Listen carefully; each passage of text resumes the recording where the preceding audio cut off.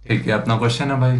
JEE main 2024 का क्या है? अ कैपेसिटर ऑफ रिएक्टेंस 4√3 ओम।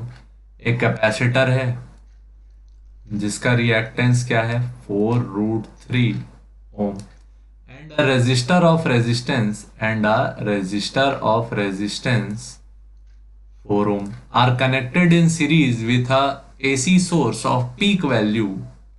दोनों को एक AC सोर्स से जोड़ दिए जिसकी पीक वैल्यू यानी V नॉट का वैल्यू क्या है? 8√2 volt. The power dissipation in the circuit is dash what. आपको बताना है कि सर्किट में पावर कितना डिसिपेट हो रहा है। ठीक, तो पावर का फॉर्मूला हम लोग जानते हैं, एवरेज पावर इक्वल टू क्या होता है? VRMS IRMS into cos five. ठीक, तो ये सब फैक्टर्स निकालेंगे और एक एक करके सॉल्व करते जाएंगे यार। सबसे पहले देखो, वी नॉट पता है तो VRMS तो बड़ी आसानी से निकल जाएगा। क्या आएगा? V0/√2। तो 8√2/√2, ये दोनों कैंसिल हो गया। कितना आया? 8 वोल्ट। ठीक, तो VRMS निकल गया। अब IRMS निकालने के लिए हम लोग क्या यूज करेंगे? Ohm's law. एसी में ओम्स लॉ कैसा दिखता है? VRMS equal to IRMS into Z. Z इसमें क्या है? इम्पीडेंस। जेड क्या है? इम्पीडेंस। अब अपने को निकालना है इम्पीडेंस। इम्पीडेंस निकालने के लिए हम लोग को दो चीजें दी हुई है। क्या दिया हुआ है? Reactance of capacitor. तो फेजर डायग्राम में हम याद करके रखे हैं कि इंडक्टर कहाँ बनता है? ऊपर। कैपेसिटर कहाँ बनता है? नीचे। और रेजिस्टर कहाँ बनेगा? आगे। रेजिस्टर का वैल्यू क्या है? 4 ओम। कैपेसिटर का वैल्यू क्या है? 4√3 ओम। यहाँ क्या आया? बीच में जेड। यहाँ जेड का वैल्यू क्या आएगा भाई? √एक्स सी का स्क्वायर प्लस एक्स आर का स्क्वायर।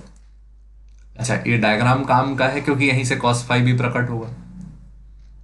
एक्स सी का वैल्यू क्या है? 4√3 का स्क्वायर प्लस एक्स आर का वैल्यू क्या है? 4 का स्क्वायर। 4 का स्क्वायर कितना हो गया? 16। और √3 का स्क्वायर हो गया 3 प्लस 4 का स्क्वायर हो गया 16। टोटल वैल्यू कितनी आई? 64। 64 का रूट कितना हो गया? 8 ओम। ठीक, तो जेड का वैल्यू आ गया। तो VRMS कितना था? 8 वोल्ट। IRMS हमको नहीं पता और जेड हमने अभी निकाला कितना? 8 ओम। तो 8 से 8 हो गया कैंसल। IRMS का वैल्यू हमारे पास आया 1 एम्पियर। तो अब देखो हमारे पास IRMS भी रेडी है। तीसरा काम हम लोग को क्या निकालना है? cos five. cos फाइव को हम बोलते हैं क्या? Power factor. क्या बोलते हैं? Power factor. और यहाँ पे एंगल होता है पावर फैक्टर। जो cos फाइव में फाइव है वो क्या रहेगा? Five. Angle between Z and XR। ठीक, तो Z ये है, XR ये है। यहाँ पे इस लाइन को थोड़ा और लंबा कर देते हैं। इस लाइन को XC को सरका के इधर ले आते तो ये XC बंद हो जाता। ये एंगल क्या हो गया? फाइव। तो याद करो cos फाइव क्या होगा? Base upon hypotenuse. एंगल के साथ वाली साइड को क्या बोलते हैं? बेस।